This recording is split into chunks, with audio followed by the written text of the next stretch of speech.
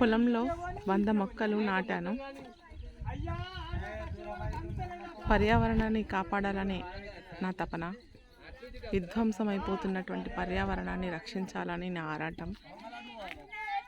20 లక్షలు ఖర్చు పెట్టి డెవలప్మెంట్ చేసిన వ్యవసాయ పొలంలో కానీ నీళ్ళు ఉండట్లేదు బోర్లలో. కాబట్టి ఇంకుడు గుంత తీసి వర్షపు నీటిని నిల్వ చేసి భూగర్భ జలాలను పెంచుకోవాలని నా తపన. దాంట్లో భాగంగానే ఈ ఇంకుడు గుంత. ప్రకృతి అంటే నాకు ప్రాణం. మనకు పంచభూతాలు జీవం పోస్తున్నాయి.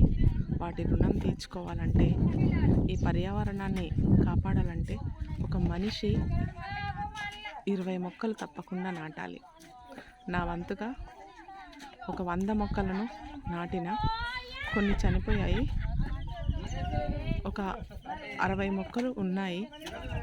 జామ, ఉసిరి, అల్లనేరేడు, దానిమ్మ, కలబంద, టేకు, వేప,